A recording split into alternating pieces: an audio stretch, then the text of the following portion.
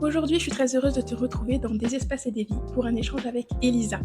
J'ai découvert Elisa sur Instagram et ce qui m'a tout de suite intéressée, c'est sa manière de parler d'immobilier avec beaucoup de pédagogie, mais aussi beaucoup d'énergie. Et on sent vraiment chez elle qu'elle a une envie de rendre les choses plus claires, plus accessibles et surtout plus humaines. Elisa, elle est conseillère en investissement locatif à Orléans. Mais avant d'en faire son métier, elle a grandi dans cet univers. Ses parents travaillaient dans le bâtiment, elle les accompagnait sur les chantiers, elle a vu de près les travaux, les projets, les contraintes, mais aussi tout ce que l'immobilier peut représenter dans une vie. Dans cet épisode, on revient sur son parcours, sur son enfance entre l'Espagne et la France, sur son arrivée à Orléans et ses années dans l'immobilier en tant que salarié, et aussi sur le déclic qui l'a poussé à se lancer à son compte. On parle de son premier investissement réalisé très jeune, d'un studio qu'elle a réagencé avec sa famille, de ses envies pour la suite et de cette conviction forte. Pour bien accompagner les autres, il faut comprendre ce qu'ils vivent de l'intérieur. Avant de lancer l'épisode, si tu aimes ce format, pense à t'abonner au podcast, à le partager autour de toi et à laisser 5 étoiles. C'est ce qui m'aide à faire grandir des espaces et des vies et à continuer à inviter des personnes qui ont des parcours sensibles, concrets, inspirants autour de l'habitat, de l'immobilier et de tout ce que nos lieux viennent transformer dans nos vies. Je te souhaite une très belle écoute. Salut Elisa, tu vas bien? Salut Mélissa, ça va très bien et toi? Ça va super, merci. Je suis ravie de t'avoir avec moi aujourd'hui pour cet épisode de podcast. Tu m'avais dit que c'était ton premier podcast, alors j'espère que t'es pas trop stressée, en tout cas faut pas. Bon, ça se voit un petit peu, oui, effectivement, je suis stressée, mais, euh, mais c'est un échange que j'attendais aussi avec toi parce que c'est, bah, comme tu disais, mon premier podcast et puis c'est très intéressant de faire ce type d'échange. Mais je suis ravie. Moi je t'ai découvert sur Instagram, je crois que tu me suivais en premier. Et Oui, comme t'étais assez voilà, t'aimais mes stories, etc. Je suis allée voir une fois sur ton profil et j'ai trouvé ça hyper intéressant la manière dont tu documentais du coup parce que t'étais pas encore indépendante à non, cette c'est ça. période-là, mais tu parlais déjà du fait que tu allais devenir indépendante. Enfin voilà, tu documentais vachement ton passage du salariat à l'entrepreneuriat. Et puis, tu es dans un domaine qui m'intéresse aussi assez. Donc, c'est pour ça que je t'ai proposé aujourd'hui de participer à ce podcast avec moi. C'est très gentil déjà. Et oui, je te suivais sur les réseaux parce que, bah, en lien avec mon activité d'immobilier, j'aime beaucoup l'architecture et tout ce qui est du coup dessin de plans, optimisation des espaces, etc. Donc c'est vrai que je suis tombée par hasard sur ton compte et je me suis abonnée. Et puis j'aimais beaucoup aussi ce que tu faisais. Donc, je fais effectivement la mise en avant de l'immobilier sur mes réseaux depuis 2018, depuis finalement que j'ai commencé dans l'immo. Ah ouais, ça fait un moment quand même. Je pensais que c'était assez récent dans le sens où tu faisais ça pour ensuite développer ton activité en tant qu'indépendante par derrière. Ouais. Mais en fait, enfin, 2018, ça fait quand même un Oui, petit je l'ai moment. fait même en tant que salarié parce que Ok. je mettais en avant aussi l'agence où je travaillais du coup à l'époque. Et puis bon, on en parlera un peu après, mais j'avais vraiment envie de dégrossir l'immobilier en quelque sorte. D'accord, super. Bah oui, on pourra parler de tout ça ensemble.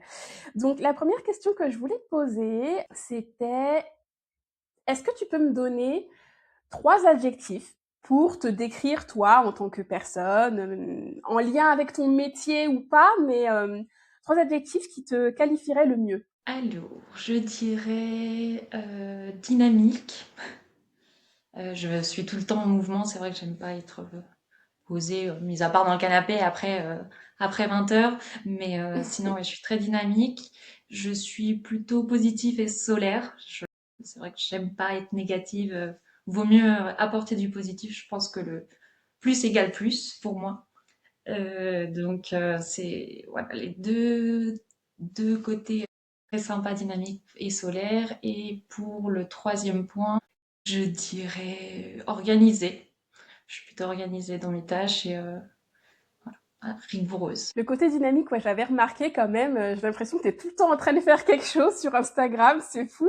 Enfin, j'ai vu ta to-do list du jour, par exemple. Oui, Moi, j'ai 2 trucs et c'est bon. Enfin, un épisode de podcast le matin, un l'après-midi. Le reste, je sais que j'aurai un peu de temps, mais mentalement, je sais que je serai plus trop disponible, donc j'ai rien mis de plus. c'est vrai que j'ai tout le temps, toutes les heures en fait, faut que je change un petit peu de tâche aussi parce que j'aime pas faire aussi la même tâche tout le temps. Et c'est vrai que du coup, je m'organise comme ça un petit peu en fait chaque jour.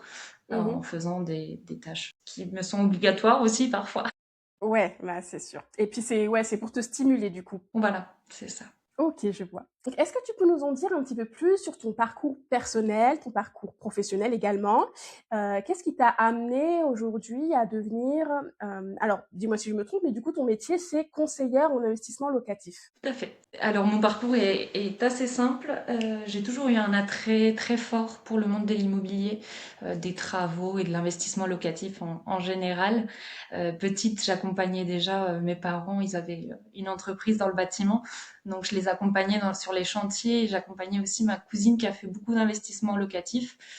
Donc j'ai été rapidement baignée dans ce domaine, mais même le côté juridique après, parce que j'ai fait 2 années de droit après mon bac, et suite après, je me suis tournée vers un BTS profession immobilière en alternance pour vraiment être dans le bain de tout de suite être salarié et pouvoir avoir et la théorie et le côté pratique aussi.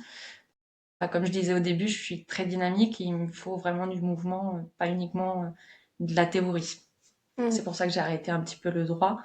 Après, j'ai donc travaillé pendant 5 ans dans l'immobilier en tant que salarié et ensuite, bah, maintenant, je me lance à mon compte pour vraiment suivre de A à Z du coup mes clients dans l'investissement locatif. Est-ce que quand tu as commencé à travailler, tu t'es toujours dit que tu deviendrais indépendante, par la suite? Alors non, j'ai pas toujours eu envie de me lancer. Je pensais vraiment continuer dans le salariat encore quelques années, voire tout le temps.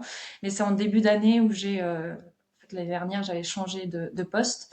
En début d'année, en tant que gestionnaire en location, en fait, derrière un bureau, beaucoup d'administratifs et sans pouvoir trop bouger et vraiment conseiller au cas par cas mes clients, c'est ce qui m'a fait le petit déclic de me lancer du coup à mon compte. Après, c'était pas dans mes objectifs parce que mes parents ont eu, comme je disais, du coup, une entreprise dans les travaux en Espagne. Et du coup, on a eu la crise espagnole en 2009. Donc, Mmh. c'est beaucoup de contraintes pour moi de mes yeux, entre guillemets, de petite fille. Donc, c'était pas prévu, mais c'est une volonté profonde et je me suis dit, c'est la seule façon finalement de suivre vraiment et de donner vraiment le côté honnête de l'immobilier avec de l'humanité et de façon la plus pédagogique possible. Je vois. Et du coup, c'est un peu particulier dans votre domaine parce que tu es indépendante, mais tu es quand même rattachée à une entreprise ou, est-ce que tu peux nous en dire un peu plus sur ce sujet-là? Alors, faut voir ça comme les mandataires que l'on peut voir chez IAD ou d'autres groupes qui ont déjà développé cette façon de travailler. Finalement, en fait, je travaille en collaboration avec une agence, effectivement, qui a déjà finalement son réseau, ses sites de commercialisation, des logiciels compétents, et ce qui me permet à moi, du coup, vraiment grâce à ces outils, en fait, de suivre mes clients de façon plus professionnelle. D'accord, C'est OK. la contrepartie entre vraiment être indépendant, enfin auto-entrepreneur directement et salariat. Enfin, Ouais, pas c'est un trop peu de. un entre-deux. Voilà, c'est ça. C'est pas. C'est côté financier aussi, ça évite aussi d'engendrer beaucoup d'apports entre guillemets pour tout ce qui est commercialisation, logiciel, etc. Ouais, c'est plus sécuritaire. Et par la suite, tu comptes, passer ensuite, le cap et être, vraiment indépendante ou on verra? Avoir ma propre agence, je ne pense pas. Il y a quand même beaucoup OK. de beaucoup de faces cachées en fait qu'on ne voit pas forcément, tout ce qui est juridique, les assurances, être chef de moi, ça me va. D'une entreprise où il faut aussi après manager, etc., ça serait vraiment un autre cap. Ouais, on verra, on y va doucement. Voilà. En tout cas, c'est pas le projet pour le moment. Oui. OK, je vois. Actuellement, tu travailles à Orléans et dans ses environs, du coup, si j'ai bien compris. Pourquoi cette ville? Est-ce que tu as grandi là-bas? Est-ce que, on y trouve des opportunités, particulières dans l'investissement? Pourquoi tu as choisi de travailler à Orléans? Orléans, oui, c'est la ville où je suis née. J'ai mes repères, j'y habite aujourd'hui et j'y ai vécu du coup depuis. depuis 11 ans. J'ai vécu 10 ans en Espagne, du coup, comme je disais, Ah oui, d'accord. j'ai dû suivre mes parents. Revenir finalement vivre en France dans mon lieu de vacances, ça a été vraiment une opportunité pour moi à travers de mes yeux de petite fille. Et j'aime beaucoup, oui, Orléans, de toute façon, sa ville, enfin la ville, pardon, son histoire. Elle a un marché ouais, à taille humaine, très stable. Il y a beaucoup de belles opportunités, comme tu disais, pour les investisseurs, surtout quand on commence. On a les prix au mètre carré qui restent quand même raisonnables. Une très forte demande locative pour le coup. On est passé en zone tendue depuis quelques années maintenant. Mhm. Et on a une métropole qui se développe tout le temps. Donc c'est vrai que c'est une ville que je connais bien et qui est très attrayante pour l'investissement locatif. Ouais. Ok, d'accord. Donc ouais, j'avais pas compris, mais t'as grandi en Espagne quand même. Oui, Enfin, une bonne partie de ton enfance. c'est vrai que j'en ai même pas parlé encore sur les réseaux, etc. C'est ma petite facette cachée.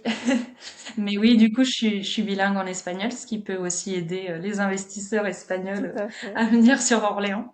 Et oui, j'y ai vécu 10 ans. Je suis arrivée en France, je parlais pas français. J'ai dû réapprendre finalement à 11 ans en arrivant au CM2. Mhm. C'est aussi ce côté français, ce côté Orléans qui me plaît. D'accord, ok. Et maintenant, tes parents, ils sont en France aussi?